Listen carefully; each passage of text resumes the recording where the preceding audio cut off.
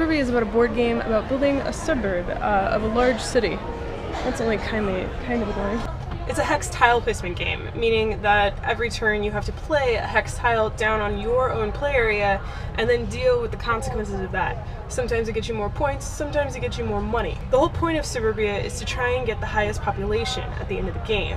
But accelerating your population too quickly will hurt you in the end, because there's these nice little roadblocks along the way. And when you hit those roadblocks, your reputation and your income goes down.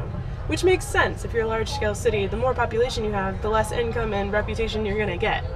I mean, just look at like Oakland.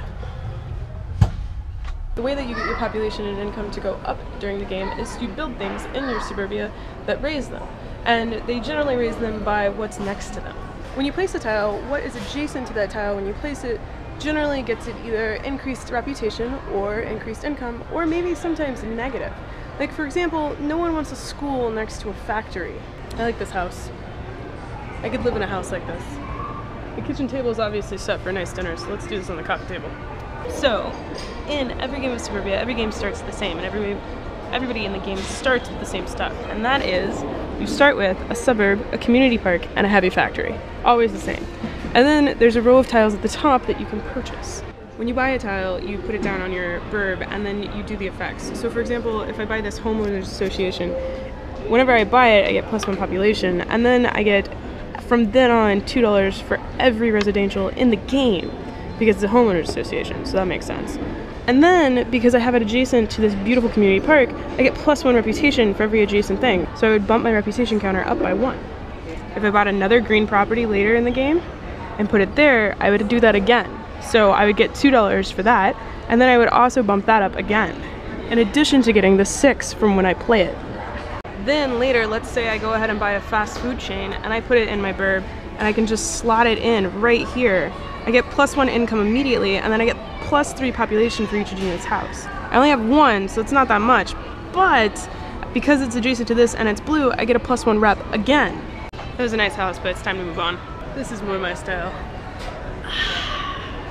Suburbia is basically a board game version of SimCity, and it's a good version of a board game version of SimCity. I actually really like it a lot, but there's a lot going on. There's a lot of math, there's a lot of calculations that you have to do constantly in this game. That might turn some folks off. I know I can't play Suburbia if I'm really tired or just kind of out of it, and it's not a game that I can really play with a drink when, you know, the plan is to drink. But aside from those facts, Suburbia is a quick, scalable thinking game that just is one of those beautiful games that just grows, and every turn you have multiple decisions to just weigh and counter and try and figure out what it is you can do. I think all these books are in Swedish. Because Suburbia is a bit more complex, it's one of those games that I pull out not as often as I would like. It's one of those games that's just a real head scratcher, a brain burner, and I love that, and I love those kind of games, but sometimes it's not what my friends and I are looking for.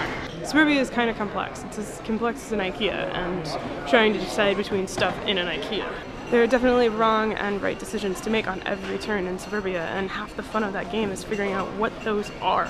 Suburbia is a great game to review in IKEA because, one, they're both about building, you know, home, suburban environment, and the choices that you face in the game are so similar to the choices that you'll face in an IKEA and vice versa. And I feel that if you enjoy IKEA and the building aspect and just like fitting everything together and coordinating and like putting different set collections together to build this beautiful apartment, then Suburbia is the game for you, because that is basically what it is in a board game version, except for instead of beds with their dressers and bathroom toilets and stuff like that, you were building a neighborhood with fast food restaurants and landfills and slaughterhouses and business offices and freeways and airports and just homeowners associations and the projects. So yeah, Suburbia, it's a great game, check it out. If you like this video, feel free to hit the thumbs up button, maybe subscribe if you'd like to see more, and otherwise just tell me, what have you been playing lately? Oh god.